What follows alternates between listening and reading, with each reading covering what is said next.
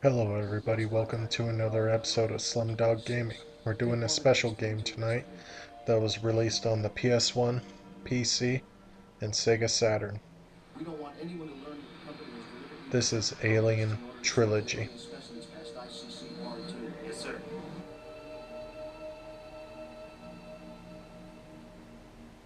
It's imperative that you get Ripley to trust you. She's familiar with the xenomorph, and we may need her help to bring one out alive. Understood.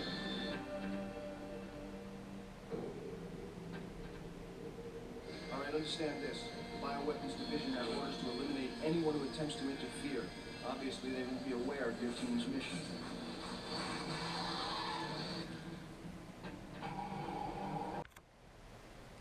Released in 1996 by Acclaim and supported by Fox Interactive, this was a very unique first-person shooter.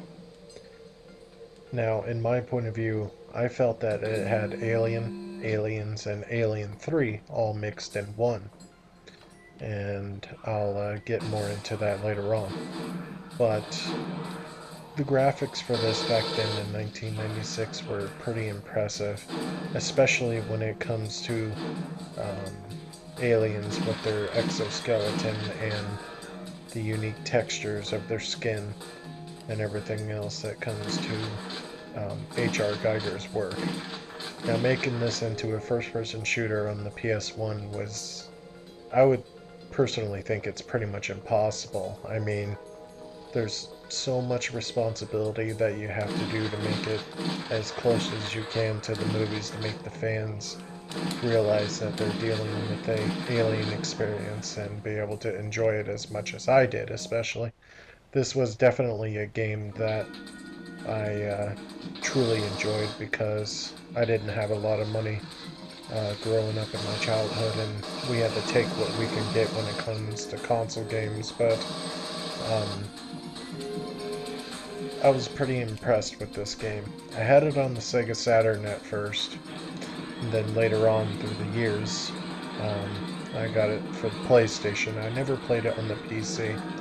I'd have to ask a couple of my friends on Steam on how to be able to do that, or to see if I can get a free copy because it's really hard to play old PC games on newer PCs nowadays.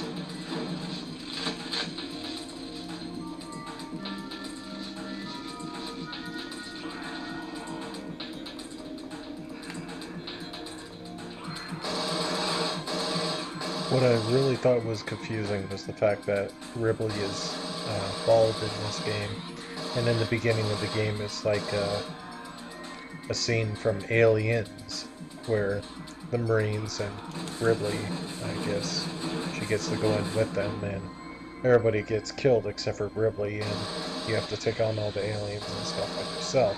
I guess you could think of it as like a Doom clone, which is pretty common, of course, um, back in the 90s.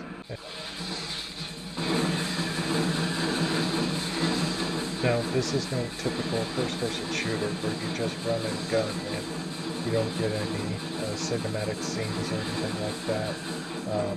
You do get uh, scenes throughout the game every time you defeat a queen, wherever you have to go on the planet, and it's really cool that they were able to do that where you get cinematic scenes like this.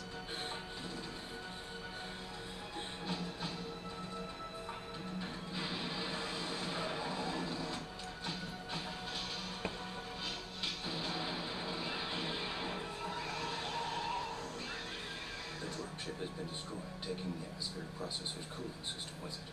The plant is going to blow. I detected the colony's PDTs in the detention block. I want to check for survivors. Okay, the detention block has its own satellite dish. I can use it to remote pilot down the Sulaco's of the dropship. We don't have much time.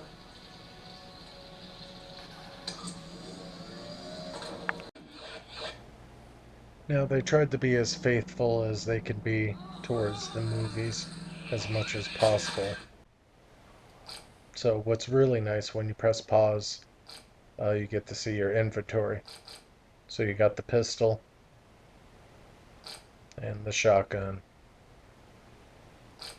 the flamethrower, which is useless, Pulse rifle's pretty nice, especially with unlimited ammo.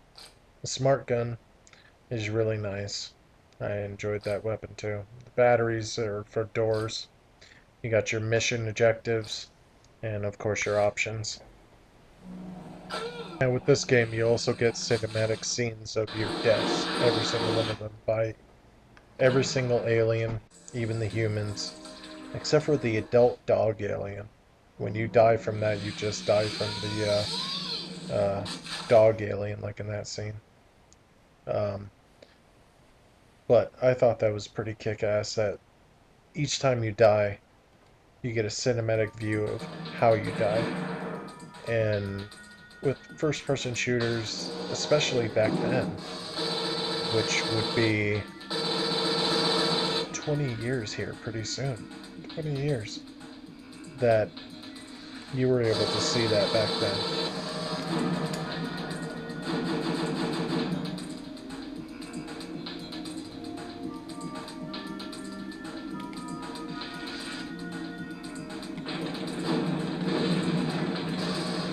Now, the difficulty on this game is just crazy. It really pissed me off on how difficult this game was. Even on easy, when I was a kid, I got really pissed off with this game.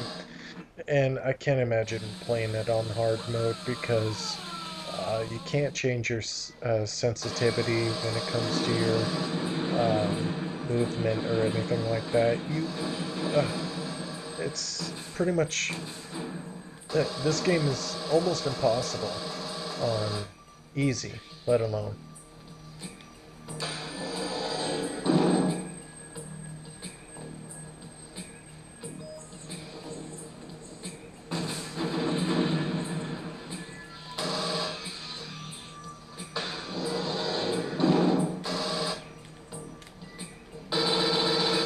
Now, on another note, you pretty much get all the aliens. You got the warrior alien, the face hugger, the chest burster, the dog alien.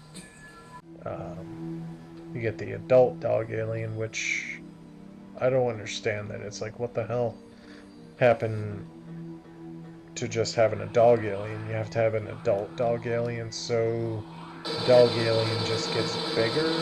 Or what? I don't understand that. It doesn't make any sense. And of course you get the queen alien, and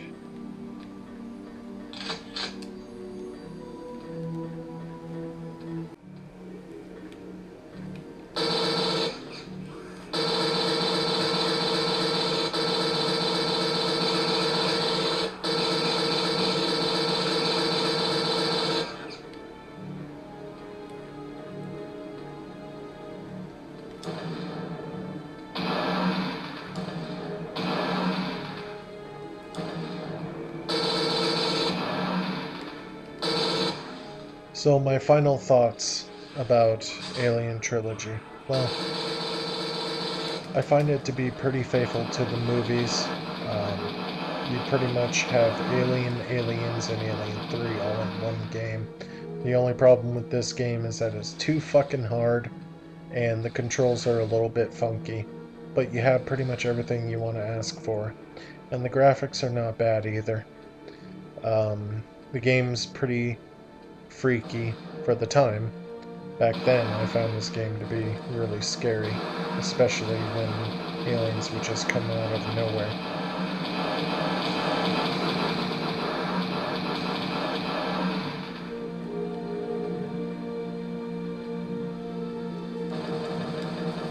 So this is Joe from Slumdog Gaming. I hope you enjoyed this review. I definitely enjoyed doing this video. It's one of my personal favorite games. Hope you guys have a good one.